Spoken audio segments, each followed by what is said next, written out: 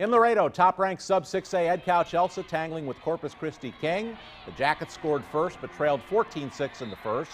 Joel Cardoza, a big night on the ground, he scores. Then the Jackets add a 2-point conversion and they tie the game. Marco Aguinaga has thrown the ball well. He's got touchdown passes all over the place as the Jackets don't look back. They were up 31-14 at the half. Strong defense to back things up, and Edcouch-Elsa now 9-3 after a lopsided win over King. The Jackets are rolling into familiar territory, the third round of the state playoffs. 10 Valley teams have the privilege of playing second-round football this weekend. There were no head-to-head matchups after last week's scores left 3 Valley districts bone dry with no area round qualifiers. 7 games tonight, 3 more on Saturday. Here's a look at the regional quarterfinal pairings now on tap for Thanksgiving week. The Jackets, who we elevated to #1 in our sub-6A poll last week, will face the mystery team that you can't see, Victoria East. That'll be the game that'll be played next week for sure. Now, if you were looking for a football game to watch here in the Valley, you had just one choice, and you had to wait an hour at that game. Flower Bluff came to Mission's Tom Landry Stadium to face Veterans Memorial. Lightning caused a 1-hour delay. Channel 5's Joel Villanueva waited that out with the rest of the fans, and he's still sort of waiting, but they're playing. Joins us now live with the update on the final game to start tonight, Hornets and Patriots. Joel?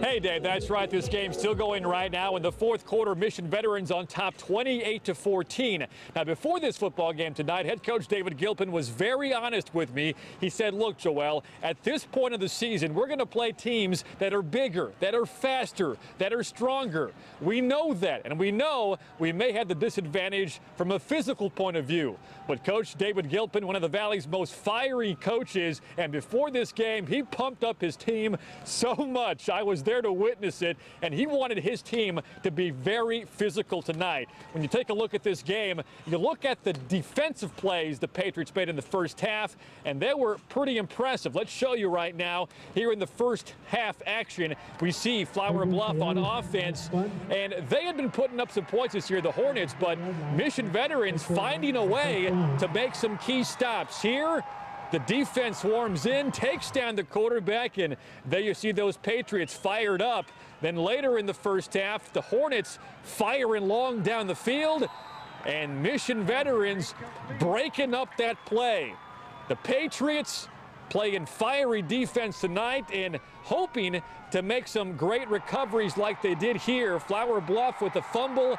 Patriots take advantage, and Mission Veterans using that defense to set up the offense. At the half, it was 21-14, and we are now in the fourth quarter. Mission Veterans ahead 28-14, trying to hold on to clinch their first third-round playoff spot in school history. Dave, we send it back to you. Okay, Joel, we'll hang on for the Patriots. Going through all 10 games on the weekend schedule, we start in 6A. Harlingen made big plays all night but couldn't close the deal in San Antonio.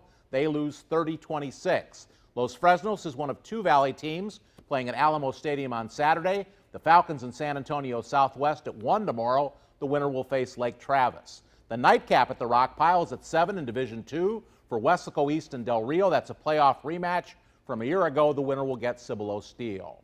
The Valley's only 10-win school, San Benito, battled wind in United South and Laredo. Highlights upcoming, including the play of the game. You saw Joel's report on the delayed start at Mission in 5A Division I.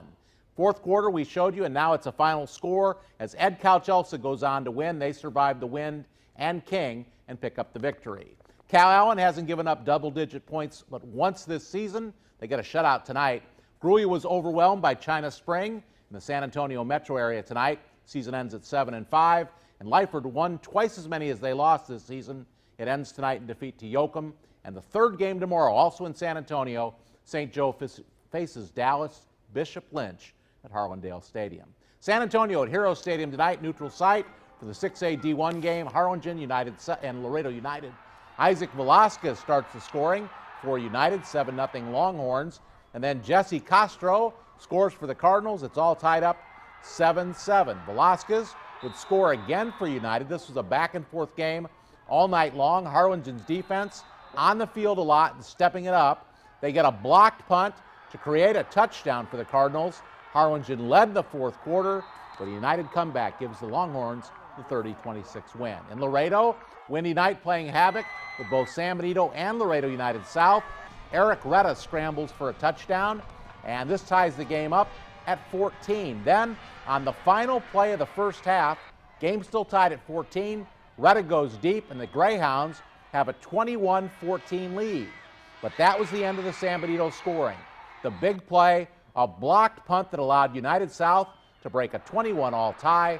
This game was so crazy the Hounds wed for it on 4th down at their own 10. When it was still tied 21-all, they drew an offsides, but the wind worked the wrong way in this one. United South 28-21 over San Benito. Cow Allen Mercedes started 30 minutes late. Rematch of the season opener won by the Wildcats at Mercedes. Cow Allen's been a dominant defensive unit all season, and this may be Phil Danaher's best team ever. Wildcats score on an A.J. Brown touchdown run. He would add a second. Mercedes struggled to score, trailed 21-0 at the half, and the Tigers finished 7-5 as Cow Allen rolls on to victory. Wind played a big part in the games in Laredo. At one point in the first quarter, San Benito, punting against the wind, had the ball go backwards for a loss of 16 yards. It was definitely a case of with the wind against the wind up there. Channel 5's Brandon Ortega joins us live from the Student Activity Center. Still windy, Brandon, and just how gusty was it? Still windy, not nearly as bad as when the game was going, Dave, and there's no doubt about it. The game played a huge factor tonight. It was a punter's nightmare, to be honest. Anytime a ball was sent, whether it be kickoff or punt, it just came back the other direction, and it was also no coincidence. 42 of the 49 points scored tonight were when a team was going in the direction the wind was blowing. One final point to make, it was very fitting that this game ended up coming down to a block punt. Punts were so important. United South breaking through in the fourth quarter, blocking a San Benito punt, and knocking out the Greyhounds. Let's go back to you, Dave. Thanks, Brandon. Great work to get us that block punt as the game-winning play. So tomorrow, Los Fresnos, West Coeast, St. Joe. Make bids for Thanksgiving week football. All tomorrow in San Antonio. We've got one Valley team moving on, Edcouch-Elsa, and Mission Vets ahead in the fourth quarter. This has been First and Goal Final for Friday, November 18th. I'm Dave Brown. We'll see you next time.